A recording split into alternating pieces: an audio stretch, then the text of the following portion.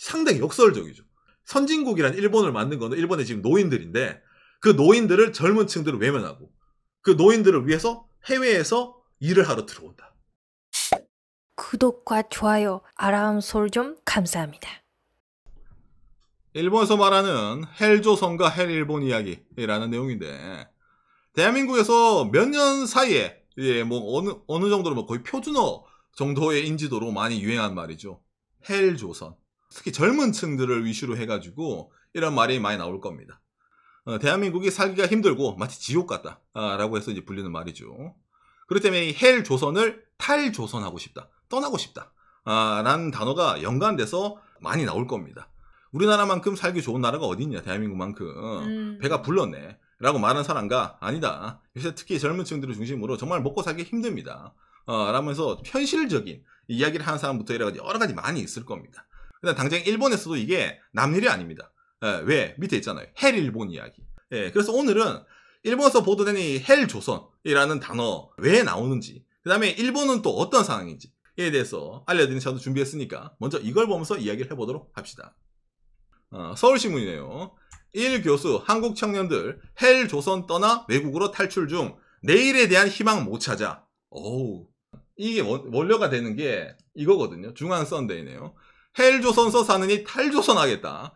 연 2만 명 한국 국적 포기. 매년 나오는 뉴스 중에 하나일 겁니다. 연간 국적 상실 이탈자 현황 이래 나오는데 이 밑에 있는 국적 상실과 국적 이탈 이 차이에 대해서인데 여기에 관련해서는 진짜 주 캐나다 대한민국 대사관입니다. 국적 상실은 한국 사람이 자기가 자진해서 외국 국적을 취득합니다. 그러니까 캐나다 대사관이니까 얘가 이민 후 캐나다 국적 취득. 국적 이탈은 출생과 동시에 선천적으로 이중 국적. 이 국적 상실이 좀 더 이제 의미가 강합니다. 그런 점에서 국적 상실 인원이 이제 2만 5,400 상당히 많은 숫자라는 걸 알 수가 있죠. 참고로 이제 이거 일본에 대비해서 얘기를 해드리면은 한국어로 보면 일본 법무성, 일본의 이제 10년간 국적 이탈과 국적 상실의 추이입니다. 일본은 원래 국적 상실이 그렇게 많은 나라가 아니었어요. 요 몇 년 사이에 일본 치고는 많이 늘어났습니다. 영하 4년이 언제냐면은 2022년입니다. 3,384라는 이 숫자가 떴기 때문에 일본 내에서도 좀 많이 문제다라고 말하는 게 좀 나오는 거예요. 당장 국적 이탈도 똑같이 증가를 하고 있어요. 일본 내에서도. 그러니까 약 10년 만에 4배 이상. 3,300이랑 25,000이랑 비교하면 좀 이제 차이가 나긴 하지만은 인구 차이도 있으니까. 그렇죠. 이거의 이제 주요된 원인 중에 하나가 그렇죠, 여러분. 군대거든요. 남자 같은 경우에는 2년 정도의 시간이 어쩌면 인생에서 낭비가 된다고 생각하는 사람도 있기 때문에 그 리스크를 가질 바에는 포기를 한다. 저도 이제 군필자이기 때문에 이해는 됩니다. 그럼 일본에서는 이거 아까 기사에서 헬일본, 헬일본이 되지 않기 위해서 말이 나오잖아요. 일본은 뭐 한국보다 그래도 국적 포기자는 그건 적은데 왜 이런 말이 나와요라고 했을 때 이 원래되는 기사가 있습니다. 한국어로 번역. 일본의 이제 대학교 교수가 야후에 이제 기고한 글인데 헬조선에서 탈출하는 한국 국민, 일본에서 해안의 화재일까? 카이간노 카지 이런 말을 하는데 남의 일이 아니다. 남의 집이 불탔다고 해서 우리 집이 불을 안 타는 경우가 없다. 이런 뜻입니다. 이것뿐만 아니라 막 몇 달 전부터 해외에 나가는 분들이 많다는 기사가 점점 많이 나오기 그렇죠. 시작했어요. 이 아저씨가 어떤 책을 쓰는 교수님이냐면은 2020년이에요. 젊은이는 일본을 탈출할 수밖에 없는가? 라는 책을 쓴 사람입니다. 이 아저씨는 상당히 일본 젊은 층에 대해 약간 비관적으로 얘기를 많이 해요. 본인의 이제 이런 논리 있잖아요. 를 이제 제공을 하기 위해서 이 기사를 많이 들고 옵니다. 아사히 신문이네요. 일본인 조용히 진행되는 해외 유출, 영주자가 과거 최고의 55.7만 명. 그러니까 일본 국적을 유지를 하는데 일본에 살지 않는단 말이에요. 1등 미국이 22만 명, 2등 호주 6만 명, 캐나다 5만 명, 브라질 4만 명. 거의 대부분이 미국입니다. 참고로 일본에서 국적 이탈하는 사람들, 상실하는 사람들이 가는 99%가 미국입니다. 여기에 말하는 이 논조 자체도 뭡니까? 한국 사람은 국적을 포기하고 떠난다잖아요. 일본 사람은 국적을 포기하진 않지만은 일본을 떠난다 라는 거기 때문에 당장의 국적 이탈 상실의 숫자는 적을지언정 이게 남의 일은 아니다. 자, 그럼 왜 떠날까에 대해서 분석을 하는 기사가 이렇게 떠오르는 겁니다. 일본 재단이라는 데서 전 세계 18세에 대한 의식조사, 너희 나라를 어떻게 생각하니? 라는 이제 이게 설문조사거든요. 자기 나라의 미래에 대해서 어떻게 생각하세요? 라고 했을 때 앞으로 좋아질 겁니다. 일본 13.9%, 미국 36%, 중국 95.7%. 와우. 야, 이 국뽕은 역시 중국이네. 자국의 경쟁력이 강해질 거다. 일본은 10%, 미국은 27%, 중국 89%. 일본 젊은 분들은 태어났을 때부터 경제가 불안한데 그렇죠. 중국 젊은 분들은 경제가 많이 올라가는 상황을 다 보고 온 그렇죠. 친구들이잖아요. 예, 그러니까 2022년 기준으로 18살이면 한 2004년? 2003년? 그때 태어난 친구도 아닙니까? 그러면 일본에서 그때 태어나서 있는 친구들은 계속 불황인데, 디플레이션. 당연히 좋아질 리가 없다 느끼고, 반대로 중국은 2000년 초반부터 떠오르고 있잖아요. 그러니까 당연히 중국은 희망이 차 있겠네요. 참고로 대한민국도 나옵니다. 자기 나라가 좋아질 거다. 일본이 최하위라 했잖아요. 근데 그 위가 한국 33%. 그러다 한국이 일본보다 좀 낫네요. 어떤 지표를 보더라도 일본이 거의 최저다. 라고 말이 나오는 거예요. 그러네. 다 뭔가 짧다. 그렇죠. 정치에서도 좀 무관심하고 나라의 미래도 어두울 거다. 라고 이렇게 일본에서 얘기는 많이 나오는 겁니다. 이거랑 연관해가지고 NHK에서도 이제 비싸게 다큐멘터리가 나오는데 2024년 2월 1일 이제 다큐멘터리인데 싼 일본에서 해외로 나간다. 무슨 말이냐면은 이게 일본에서 데카세기라는 표현을 씁니다. 그러니까 나가서 돈을 번다라는 뜻이거든요. 같은 일을 하더라도 일본에서 일하는 것보다 해외에 나가서 일을 하는 게 돈이 많이 벌린다. 호주 농장에서 일하는 남성은 하루 6시간의 작업으로 월 수입 50만 엔. 일본에서 하루 6시간 일해가지고 월 수입 50만 엔이 안 나오거든요. 그러니까 몸이 좀 힘들더라도 해외 나가가지고 돈 버는 게 차라리 낫다. 라는 식으로 비춰진다는 겁니다. 이게 플러스 해가지고 외국인 노동자로부터 일본의 매력도가 저하했다. 일본이 전체적으로 싸졌다. 그러니까 이거랑 아까 연관된 기사가 바로 이런 거는 거죠. 예, 영주자가 최대. 국적은 그래도 일본 유지하고 싶은데 사는 거는 역시 해외가 낫지 않나. 그러니까 아까 저는 한국 뉴스 있잖아요. 한국에서도 많은 사람들이 해외로 떠난다네. 국적까지 포기한다네. 남일이 아니다. 라는 식으로 연결이 되겠죠. 자, 그런 데서 왜 일본은 이런 식으로 해외 사람들이 많이 나갈까라고 했을 때 꿈과 희망이 없다. 빈부격차. 이걸 좀 많이 들고 옵니다. 이게 아마존에서도 이제 자주 이제 있잖아요. 화제가 되는 책 중에 하나거든요. 도쿄 빈곤 여자라는 이건 이제 일본의 빈곤을 나타낸 책 중에 하나예요. 도시 속에 숨어있는 빈곤, 젊은 층들의 빈곤, 싱글 마더라 해가지고 일본에 혼자 애 키우는 엄마들 픽업을 해가지고 극단적인 예로 일본 사람들이 전달하는 그런 얘기도 많이 나오는 거예요. 일본에서 빈곤이라는 단어를 원래 잘 안 썼는데 이 몇 년 사이에 빈곤이라는 단어가 사회적으로 키워드가 되기도 했었습니다. 그럼 이해가 좀 안 되죠. 일본은 서민들이 많은 나라 아니야. 근데 무슨 빈곤이야? 라고 느끼는데 요 몇 년 사이 일본에서도 점점점 계층 간의 격차가 심해지다 보니까 빈곤층들이 생기기 시작한 거예요. 그러면서 많이 픽업되는 말이 뭐냐면은 가난의 대물림. 우리가 드라마를 보면은 가난한 집 아이가 그 중에서 더 밝고 씩씩하게 자라면서 공부를 열심히 해서 예를 들어 일본 같으면 도쿄대라든지 들어가서 있잖아요. 입신 양명을 한다는 게 드라마 일본 스토리였다면 요즘은 그건 정말 드라마에 나온 얘기죠. 가난한 애의 집은 공부를 못합니다. 사교육을 못 시켜줘요. 학교 다니면서도 친구에게 비교를 당해요. 같은 옷을 맨날 입고 다녀요. 자신감이 없어요. 친구랑 어울리지도 못해요. 여가활동을 못해요. 집에 돈이 없으니까. 집에 와서 엄마 일을 도와준다든지 아니면 알바를 뛰어야 돼요. 가난의 대물림이 된다. 일본에서도. 현대 일본의 사회상에 대해서도 이 책뿐만 아니라 많이 나옵니다. 기사도 나오고. 바카니 방송에서 일본어를 이제 노인을 위한 나라다. 노인이 바꾸는 나라로 제가 늘 얘기하는데 이게 반대말로 하면 젊은 층에게 이게 절망으로 다가오는 겁니다. 예를 들어서 NHK에서도 떠난다 했잖아. 안 그래도 일본은 임금이 낮은 나라예요. 지금 안 올라요. 그런데 돈을 많이 떼어가요. 이게 제일 큰 문제 중에 하나입니다. 사회 보장 비용이 미쳤어요. 흔히 말하는 월급 명세서에 이번 달 월급은 얼마입니다 라고 찍히는 금액에서 떼어갑니다. 퍼갈게요 하는 금액이 워낙 크다 보니까 실제적으로 남는 금액이 적단 말이에요. 내가 여기 있으면 흔히 말하는 노인 부양밖에 안 되네. 굳이 일본에서 일을 해야 돼? 일본에서 살아야 돼? 까지 연결이 되는 겁니다. 이게 이제 합계 인구인데 일본이 1억 2천만 명 정도 됩니다. 70세, 74세 909만 명, 75세, 79세 725만 명, 80세 570만 명, 85세, 89세 399만 명.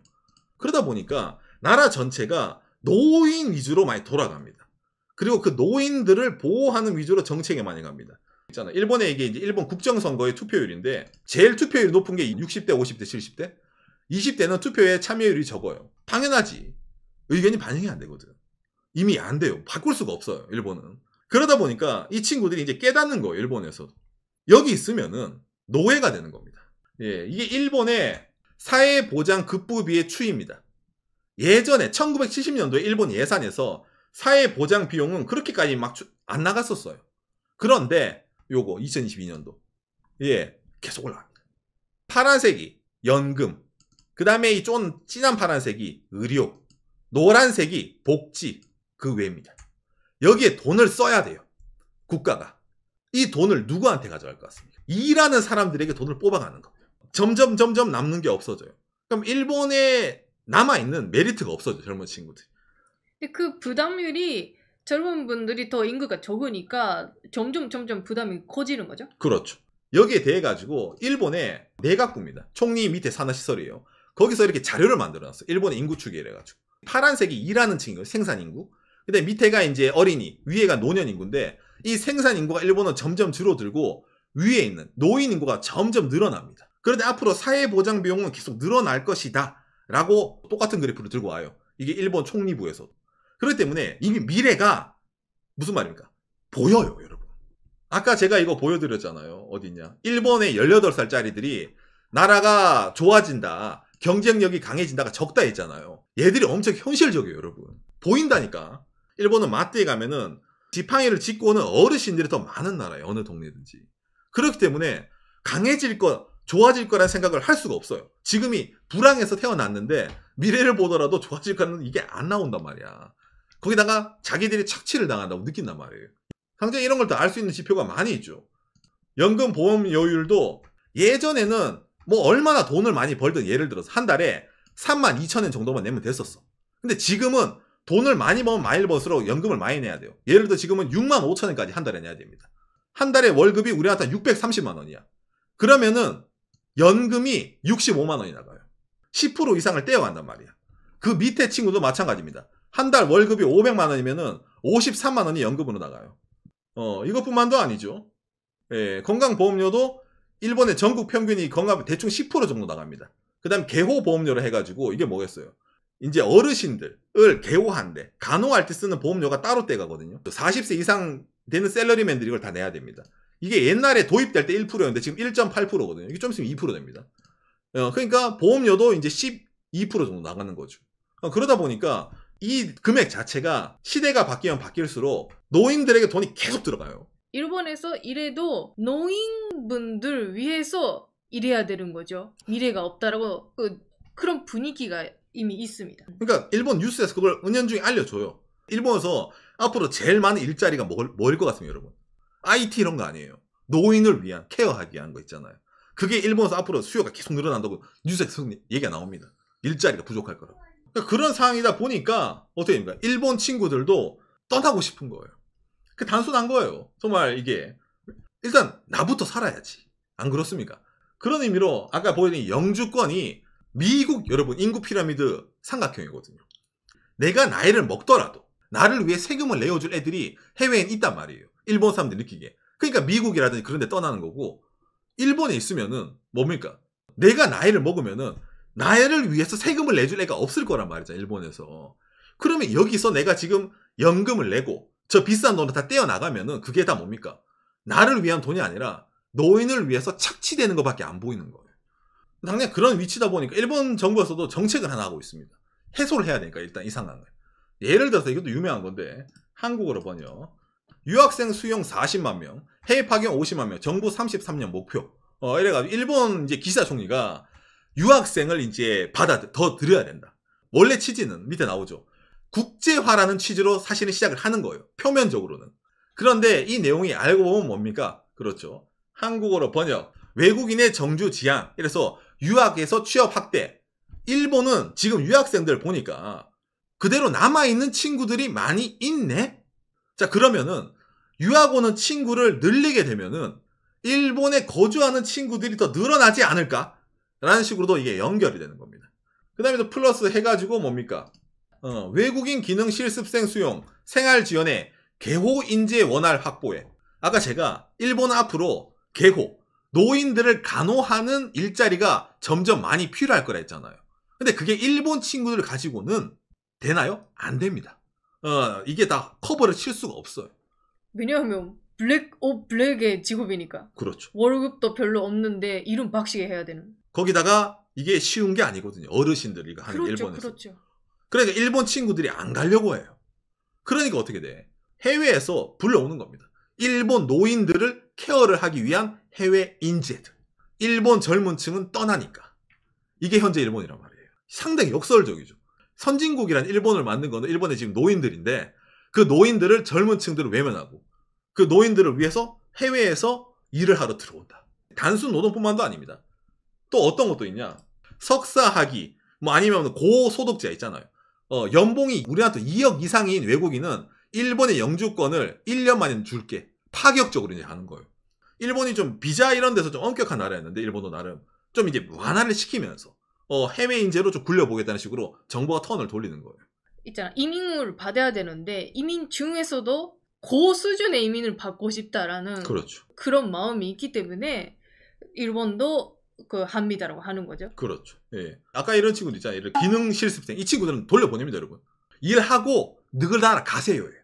왜? 치안이라든지 사회 문제가 약이 될 수 있으니까. 그렇기 때문에 이게 현재 일본 사회가 안고 있는 여러 가지 문제점을 나름 해결해 보고자 일본 정부가 하는 건데 일본을 떠나는 일본 젊은이들을 위한 그게 막 나오나요? 그렇게 나오진 않습니다, 사실은. 예. 왜냐면 이건 한계가 있거든요. 자국민들을 회유하는 것 자체는. 그리고 일단 해외 나가서 여러 가지 배워서 다시 일본에 돌아와서 뭔가 하자라고 생각하더라도 일본에 돌아오면 연봉이 많이 떨어진다. 그런 경우가 있기 때문에 못 돌아온다라는 있죠. 연봉을 생각하면. 그렇죠. 왜냐면 실소득이 줄어드는데. 맞아. 그럼 돌아올 이유가 없죠. 그런 점에서 옆나라 한국, 헬조선소 사느니 탈조선하겠다. 네, 이것도 상당히 일본 입장에서 동일시하게 본다는 게 여기서 있다는 겁니다. 비슷하게 흘러가거든요. 한국이나 일본이나. 그렇기 때문에 일본에서 말하는 헬조선과 헬일본 이야기 비슷비슷한데 어쨌든 일본이 좀 더 그런 점에서 미리 불황에 있고 경험을 하고 있기 때문에 그 점에서 좀 더 참고가 된다. 현재 일본의 상황이. 그걸 받아들이고 우리는 어떻게 해야 될까? 라는 측면에서 여러분들의 참고가 됐으면 좋겠네요. 요시. 바카이망스 일본 얘기할 때 일본이 우리나라보다 먼저 가 있잖아요. 특히 고령화라든지 저런 점에서는. 불황도 먼저 받았잖아.